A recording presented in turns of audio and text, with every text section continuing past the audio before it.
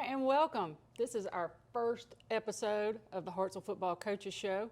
I'm here with our head coach, Bert Newton. And Coach, this is our first go-around. We're going to do a preseason show today, talk about some things coming up this week with Austin, some things that have happened since January when you came on board. You can find this show on our YouTube channel. It's the Hartsville Tigers channel. It's also at Hartsville Tigers 1984 if you're trying to find it on YouTube. So anyway, let's start with thanking our sponsors. We wouldn't be here without them. First off, got to give a big shout out to Eddie Pruitt Ford. Took care of my car this morning after a flat. They're one of our title sponsors, and his name's on the billboard behind us, or the background behind us. We got Agency on Main, Express Bath, Marmac Commercial Real Estate, Peck Funeral Home, Coleman Regional Hospital, if I can talk right, and Life Church. All right, Coach. It's preseason. Last 8 or 9 months you've been a little different. Let's talk about it from your perspective since you came on board. You've been a coordinator before, but this is your first head coaching gig.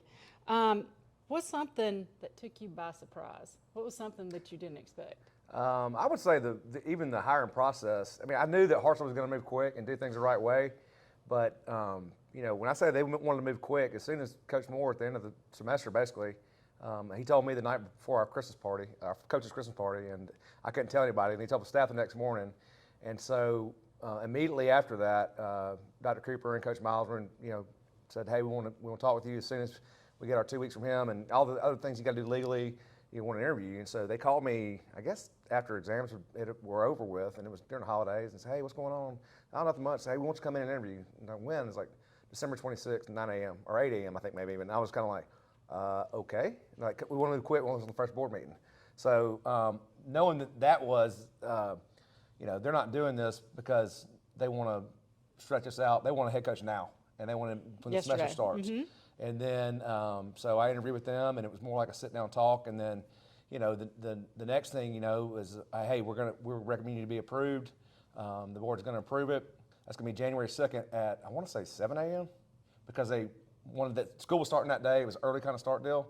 So, after New Year's Day at 7 a.m., I mean, that's all the board members and Dr. Clayton and everybody that is involved with the board meeting, they're doing it that morning. And so I'm like, all right, they're serious about this. They want this to work, and they want to make sure the guy's in place now and they're not wasting any time. So that was one of the biggest surprises for me. I guess the other surprise is how busy you are on doing things that you don't necessarily enjoy doing.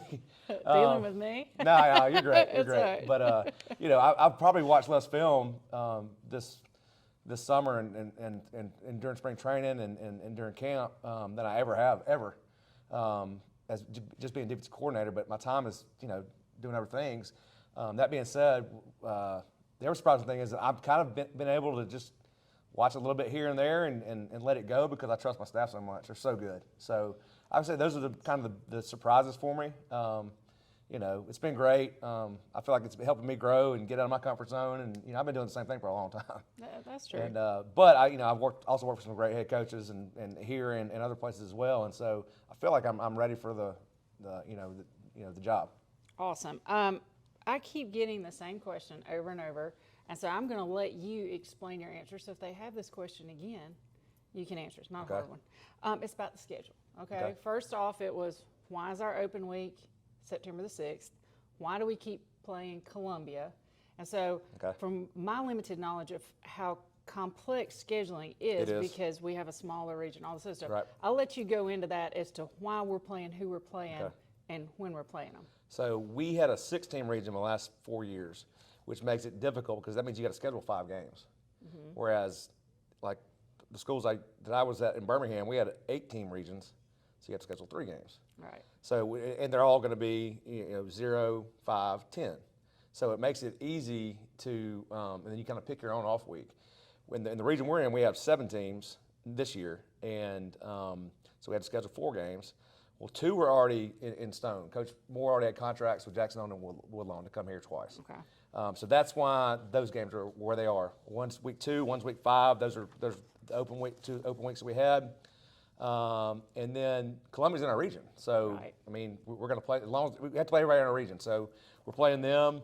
The bye week, I guess, luck of the draw, the night after the coach's Christmas party, Coach Moore called me the day before and said, "Hey, you can't tell anybody, but here's what's happening, and I'm leaving." And and I didn't. And but as soon as we were done with the coaches meeting, I'm driving to Coleman for the region meeting, and basically you pull straws to see who has the bye week which week. Well, I pulled the straw, and of course I'm the rookie. I would say rookie, I wasn't even hired yet. I was still an associate head coach, and I pulled the straw that says week 3 off, and so I'm going, oh my gosh. So really, after that, we had 2 games already scheduled with the Woodlawn and Jackson. I had contracts on that. Nothing's changing there.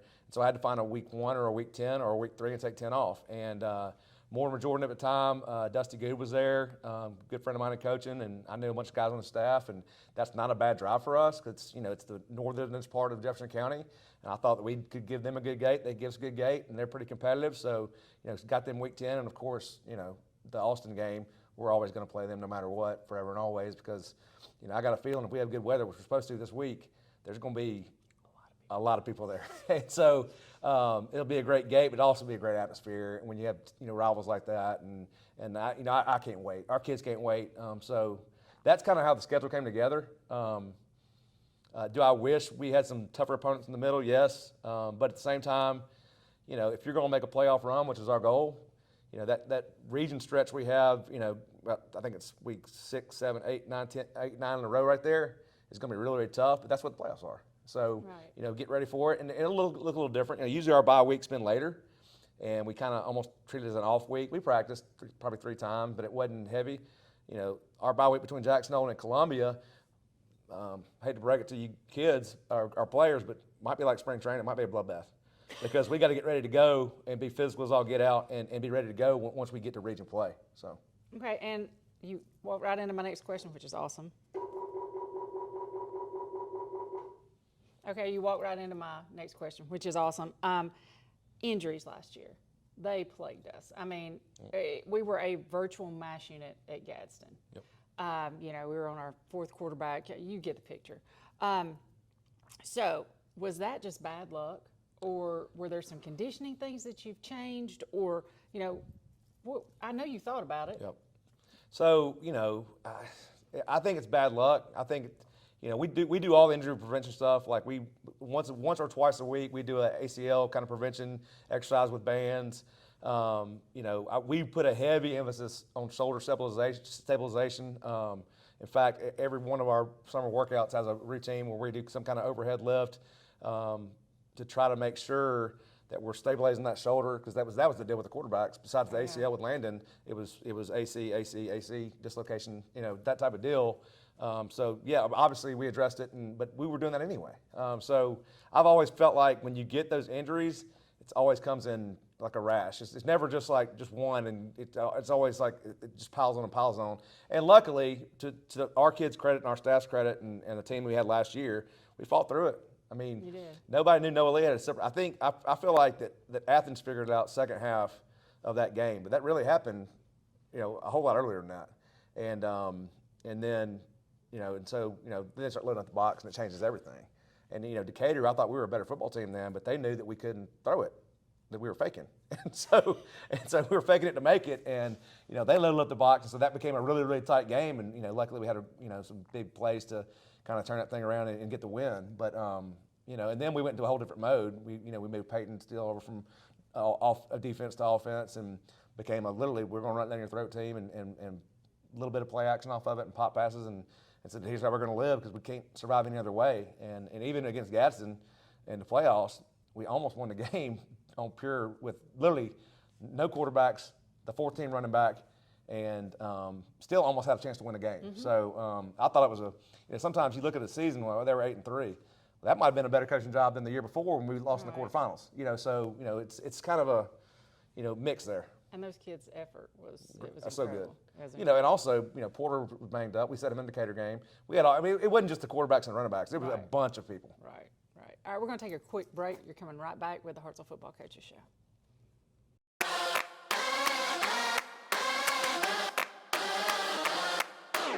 Come see us at Eddie Pruitt Ford. We're a proud supporter of Hartselle Athletics.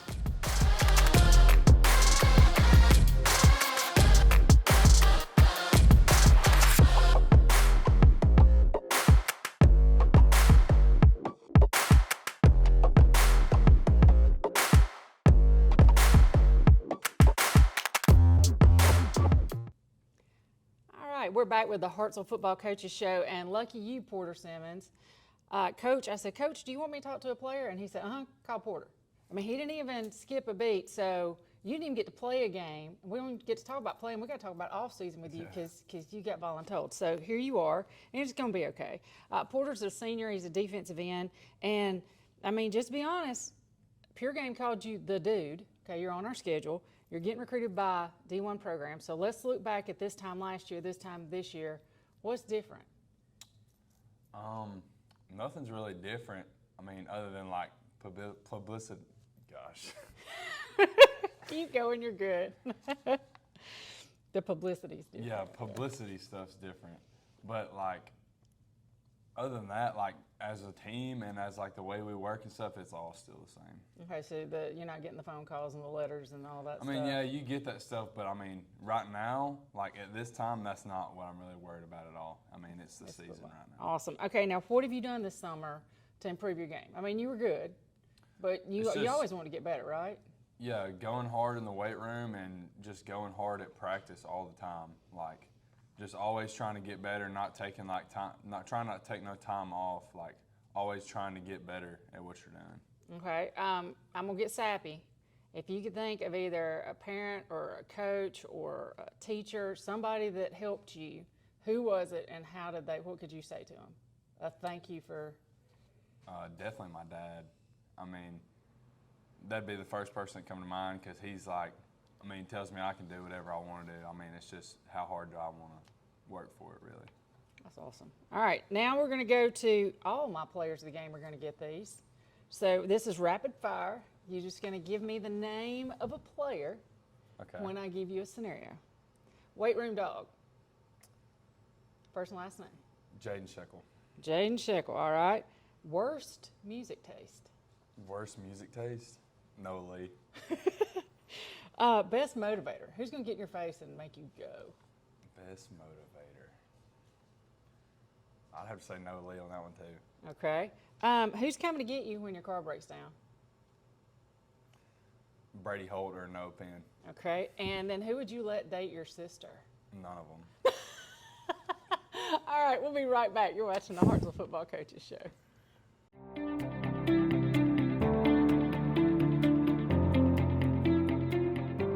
Hi, I'm Jenny Tankersley. I'm Dwight Tankersley. And I'm Rejane Hampton, and we're your agency on Main. Local realtors here to serve you. One of our team members will be more than happy to find you that perfect home.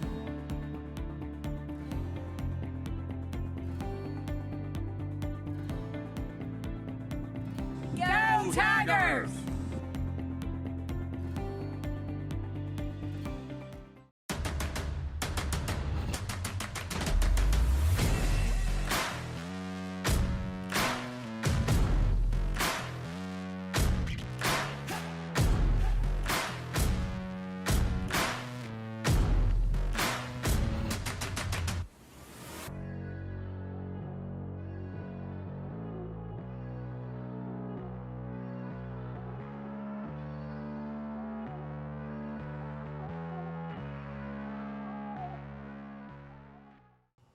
All right, we're back with Coach Newton. Coach, let's go ahead and talk about the staff. You're new, so Yes. when we moved you up, we got to move some people around. Okay. So who's new and who's doing what that's different from this time last year? So definitely not new, but Coach Cole's the defense coordinator now. Okay. So he's calling it, and it's his defense. We're still running the same defense. I'm involved, but I'm not near as involved as I thought I would be. Talked about the time stuff earlier, managing my time. He's doing a great job with it. I can't wait to see what he does with it. And so he's one of the new coaches. Known him for years, trust him, as much as anybody I've ever worked with. So I'm really fired up about that for him and for our defense and me, because it's going to help. Other coaches that we brought in on defense, I'll just stay on that side. We brought in, gosh, I'm like Porter now with the publicity. Silas, sorry. I first knew about Silas when I first came here. That spring we played James Clements. He was the defense coordinator. And James, we were moving the ball a little bit. It wasn't much because they were pretty good, but we were moving the ball a little bit, and they called a timeout. And we were in their red zone, and this maniac comes flying across the field. Like, he doesn't call the team over to him and the other coaches. He just headset run, flips off, and he sprints to them. Bah, bah, bah, bah. And I just looked at Coach Gotts and said, who is that guy? And he goes, he played for me at Brooks. I saw Ellis. I said, he must be pretty good. I said, but man, he's going to be tired when he gets home. And so I've known him, and then I went against him later on when he was at James Clements, and I've known of him, but really first gotten to meet him. I know I asked my brother, who was at Thompson last year, who the best special teams guy he knew was in Birmingham, and he said they got Hoover, and I knew that was Cy. So we went after him, and just like when they hired me, as soon as we went after him, he got with Coach Cooper, Dr. Cooper, and Coach Miles, and they interviewed him. They liked him. I interviewed him. I liked him, and we did what it took to get him here. Okay, we got it. So, and he's been great. He's as advertised, high energy, coaches hard, and but loves kids, and so he's my kind of guy. Awesome. All right, who else we got? On the opposite side, we lost our receivers coach, and obviously we lost Coach Moore, and we lost J.D. Atkins. So to replace J.D.'s spot on offense, we hired Grant Lake. He's in special ed and is doing a great job in the classroom, and we're getting him from Florence. He coached there for several years. He played at UNA, played at ARAB. Dr. Cooper knew him from ARAB, and he's been a great fit. I really like how he talks with kids and teaches. I really see big things for him in the future here. And again, he's been great. The other coach, we got a receiver coach we replaced, and so that's Coach Daniel. That's Garrett Daniel.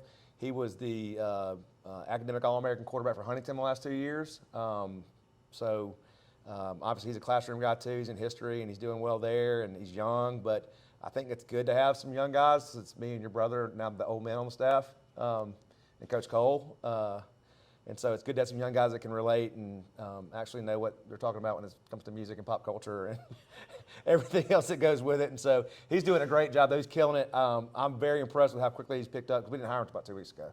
We had a late leave, and so but he's doing great. And I really like our staff chemistry right now. I feel like it's as good as it's ever been. And I think the kids understand that and know that we're all on the same page. I think that's huge going forward. So those are our new varsity coaches. Awesome. Last year, when I was talking to Coach Moore, we sat down and I showed him a depth chart, and there were 2 guys coming back in their same position. This year, you're about 50%. What does that do? I mean, y'all were replacing, that was the y'all thing, basically a whole starting lineup last year. This year, you've got some depth. You've got some veterans. How does that help you? I think it lets us be a little more complex, and it lets us play a little faster on both sides. I know that Coach Lang's talked about offensively having Noah back as a 2-year starter, and having some receivers that even guys that didn't start last year but played a ton and played a ton of JV game and have been in the program for 4 years, and they know. I mean, we got some senior receivers that know every single position of receiver, and when they're not in, they're coaching up the young guys and the new guys on, here's why you do this, here's what you do, so it's been really, really special. Offensive linemen, I think 3 of them are starters, and so from last year, and so that always helps. And and defensively, we got a lot of guys back. Porter Simmons has played. You have the stats, but I think it's like something nuts, like 700 snaps of defense in 3 years, and from freshman to sophomore. His rates have grown, and you look at it and you say, well, his junior year wasn't as he didn't have as many of some of the stuff, but the percentage of it's even more, because we played 11 games last year, whereas we played 13 the year before, and then he set one of them. The Decatur game he set out, so he played 10 games and still had almost the same of everything, but at a higher rate. So you got things like that, and then you got just a lot of depth that all our linebackers have played. That are starting across the board. I'm talking about all 5 of them. I'm talking about from Cole to Noah to Gibson to James Falciani to Jay Lee Metz to Jace Pruitt. All 5 of them have played significant varsity time. And then the guys backing them up have played tons of JV ball and they've been on special teams last year too. So, and then the back end is probably where it's least experienced at corner. Saban Witts, started last year, and so we feel really good about him. But Carson Jett and Shapriola have been really, really good this spring and summer, and so looking forward to them. And then safeties, Hudson Buckley played a ton last year. Steele started, but he played a ton, and then Chris Hudson has played a ton of JV ball and has been all kinds of special teams last year. And so all those guys, even if they haven't played a ton, have done well. And then we had a move in that's playing defensive line, TJ Sanders. He's going to be. He's played a bunch of football too, just not here. And so, I'm looking forward to the season. I think our defense is going to be. I think the ability of them of all being out there so much for the most part is going to help them. Not only we can do more with them, but they're going to play faster and harder. Well, and let's look at another wrinkle because Porter's your D1 guy, but our players, let's just be honest here, are known for going D1 in something other than football. Right. Usually they're very academically elite. They're solid up here. So what does that do to your playbook? It You expands got it. these veterans Yeah. that have good noggins that can. It expands it. I mean, Okay. there's we have a ton in on defense, and we were talking yesterday about putting some more stuff in that's still within the scheme. We're not making things up and like changing anything like schematically, but you can add wrinkles here and there, and offense is doing the same thing, and so it helps to have veterans. So you feel like you're putting things in at this time of the season that you might have been putting in week 4 or 5 last year. Maybe, yeah. Yeah, no, I'm seriously. I'm trying to. I don't think it's that simple, but yes, we can, Okay. and have. So yes. Okay. I'm just throwing it out there. I'm all ad-lib. That's what I get for ad-libbing. Quarterback club. Let's talk about that. All right. Y'all referenced a Hartzell kid over and over. You said these are just Hartzell kids. So tell us what a Hartzell kid is. I don't think I said that much, but I do know that you talking about the steak dinner every night. So I noticed that Coach Cole and Coach Prater both said said that it. both said it a bunch, and that's a compliment. That's like that's not a bad thing. That's a compliment. no, That means so- that means number one, you show up every day, and you're on time and you do things right. Number two, you play hard as all get out, and then I think number three is you put the team in front of yourself. So when you got a bunch of those guys, you're going to have a chance to, I think, do great things, on the football field. So that's my definition of a Hartzell kid. I love that. I love that. All right, one more question. You're off the hook. All right. Name a dude. Who's somebody that we have, maybe not, Porter's going to be our guy, right? He's our dude right now. But there's always somebody else. Who's going to be our dude if you could pick one right now? And we're going to go through the season. Right. So I just want to see, who in the off season have you been like, well, dang, you stepped up. I'm gonna give you two. They're Okay. both defensive linemen. They didn't start last year. One of them played a good bit, or played some, and the other one didn't play a lick except JV ball. But I think they had their best scrimmage they've ever had in this program last Friday. Number one, Eli King. Okay. He's a two-sport guy, plays baseball as well. He's had a great, phenomenal offseason and has had a great camp. And he's playing defensive end and some nose. And the other one is Dalton Buntain. He's going to start first at nose. Talk about a developmental kid. He loves that weight room and he's a huge squatter and deadlifter and has basically worked himself into position to be a starter on our front. And I feel really good about him because if you don't double team him, I think a linebacker's not going to be blocked. And so now you start talking about Porter. You're going to single block Porter and not double team him. And then I just think both those guys, Eli and Dalton, are going to be guys that we haven't heard of before. I have, but not on the network or not on the YouTube show and everything else. So I think those guys are going to be guys that we hear from that kind of come out of nowhere. Awesome. All right. Thanks so much. We'll be right back. Looking to remodel your home bathroom? Call Express Bath today. They were good people to work with. I had no trouble with them. We always take care of everybody, no matter how big and small. The team of Express Bath, we do what we say we're going to do. The highlight was seeing a new shower in a 60-year-old house. It was a great experience. We're a real company, we're real people, and we love serving real customers. Call us to schedule an appointment today. Express Bath. We'll bring the duck. Alabama owned and Alabama loved. All right, and we're back with the offensive portion of the show. I've got associate head coach Will Lang here, and Will, you got voluntold, and from what I understand, you're going to get to do this quite a bit. So That's what I hear. buckle up, Buttercup. Here we go. All right. So at the quarterback club dinner, we had that last week. I kept hearing about. I've asked Coach Newton this, by the way, so you got to compare your answer to his. But I asked him. We heard about a Hartzell kid. What's a Hartzell kid?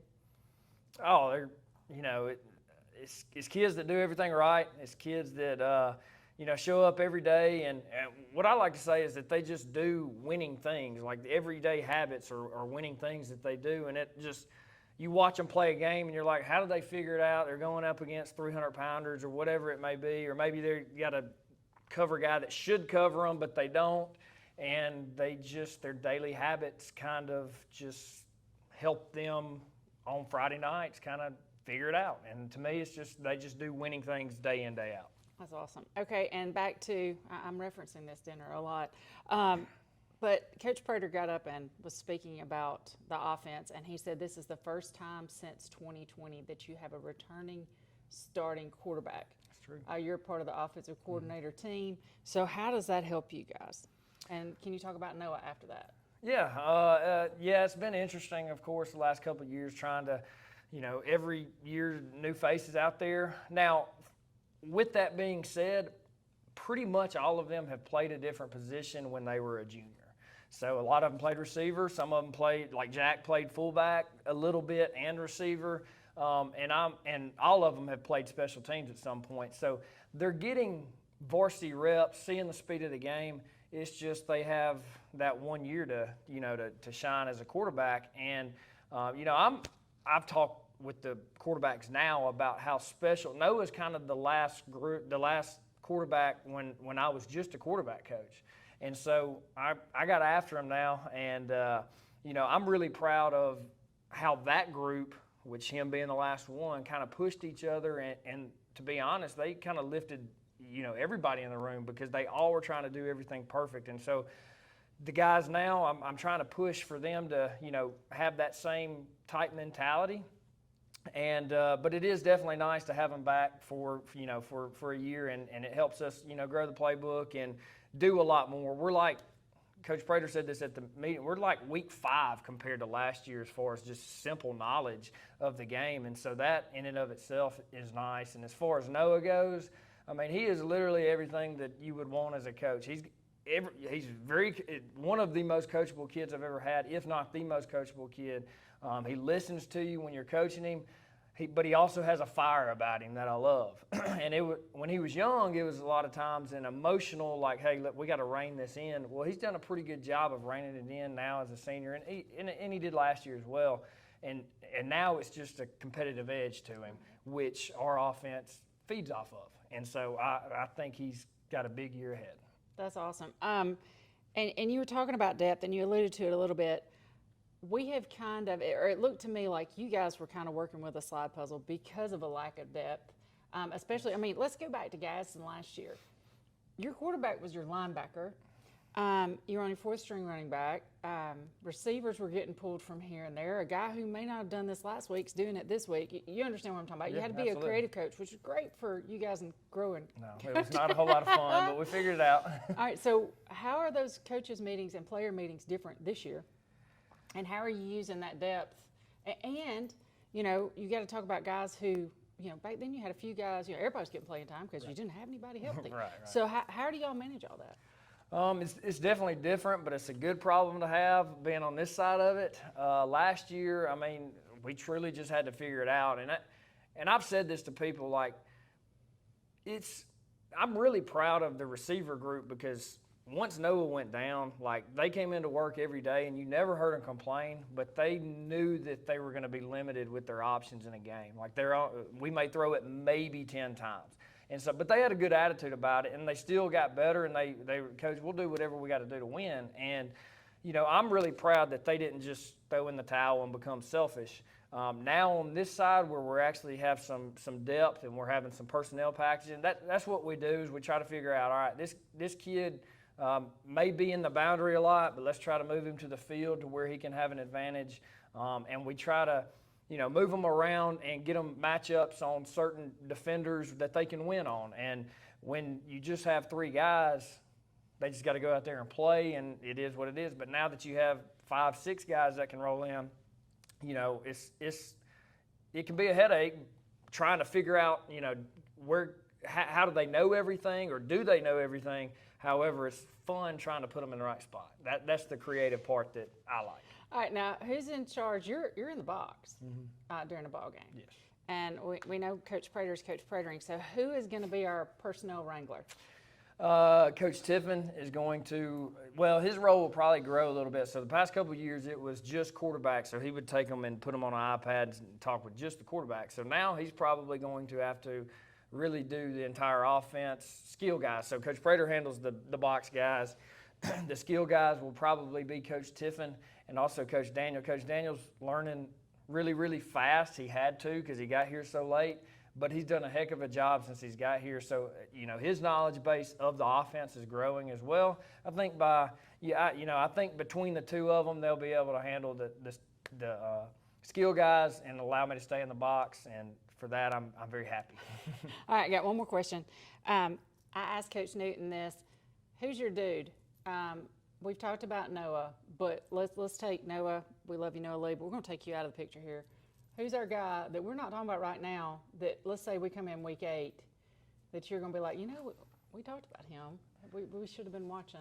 Well, I think, first of all, I think we're going to have some skill guys that would be the easy answer. But I think they're going to get their shine, and everybody's going to kind of see that, with their own eyes. Kind of some of the unsung heroes, in my opinion, Chandler Keel, fullback. We asked the fullback to know a lot about the offense, basically know it just as much as the quarterback does, and he's done a really, really good job doing that. And he's a little more athletic piece than what we've had in the past, so I think he can be one. And then I think we got a good, some of our backs, and despite what Coach Prater would say, our center, Harrison Tapscott, has really had a really good fall camp and spring, and I think he's going to have a big year as well. All right, well, I thank you for your time. Thank you. We'll be right back. This is Shane Odom with Marmac Commercial Real Estate. We approach real estate with our 3I approach: integrity, intelligence, and innovation. To be your full-service real estate company that can handle all your real estate needs, from commercial, such as warehouse, retail, apartments, to land, farms, residential developments, along with houses such as investment homes or your dream home. Marmac Commercial Real Estate has over 15 years experience providing award-winning full-service real estate experience. One team, endless possibilities. Marmac Commercial Real Estate. Okay, we're back. We're going to look forward to the game Friday night. You're playing Austin, and you and I talked about this off camera when I first came in here. The index was over 100 last year on the field. This year, kickoff's at 83, but it's still hot no matter what. What have you guys done to kind of acclimate these guys to heat? Because a couple of weeks ago, when you were supposed to be getting acclimated, it was raining every day. Right. So what do you do to handle that? It's still hot enough, and so we go out in the heat and we work, and we take care of the kids and give them water breaks and do all the things you have to do, through the rules. But also, we do other stuff too. Like on our long practices, we're going to stop and have a snack break. We're going to have Rice Krispie treats and tons of water and things like that. And all the things I'm not worried about the heat. I think we'll be fine. Number one, it's going to be nice. I'm more fired up about the weather for the fans. So I think more of them are going to come. It's not going to be suffocating. It's going to be, the humidity's down, and so Friday night's supposed to be beautiful, and I can't wait to be at JP Kane in that weather. That'll be awesome. They said it's a fake fall, so we'll see take what it. that is. Absolutely. All right, last year this time, we had not lost a regular season game since October 2nd, 2020, and Austin hands us our first L. Is that a point of contention for you guys? Is that something that you want to remind these guys of, or are you, this is the process, we're just going to do the process, we're not worried about that? We're not worried about that. I didn't even know that. But now I'm thinking back, I'm like, that's probably right. So I know we lost to them last year. I know it hurt our kids. And I know, on the last play of the game, the last play of the game that mattered was a fourth down, and we called is there play action? I think a play action or boot, and they Austin had the perfect call. They brought two off the edge and hit the quarterback and scoop and scored, and so it made it look a lot worse than it was. We were driving to win that game. I think if we'd had a little more time, we could have still won that game. But anyway, Austin's super talented, and I tell you what too. Now, everybody says, well, they got so much talent. They got so much talent. They're well coached too now. Coach Perkins does a great job. I mean, he's unbelievable. I started going against him when I was a special teams coordinator at Mountain Brook. He was special teams coordinator at Hoover years ago, and he was unbelievable then. I mean, I'm talking about 20 years ago. And so they do a great job too now. Don't just, it was like, they're such great athletes. They do, but they're also really well coached. Gotcha. All right. Thanks so much, Coach. Appreciate you. We'll be right back. Go Tigers.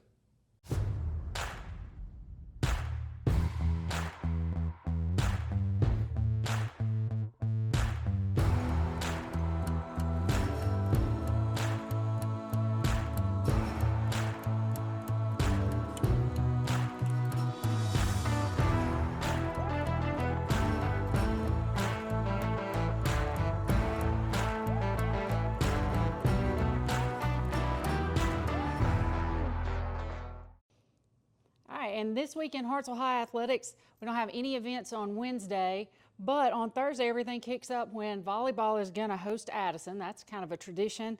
On Friday, volleyball is going to travel to Hoover to the Juanita Body Tournament, and varsity football is going to be hosting Austin.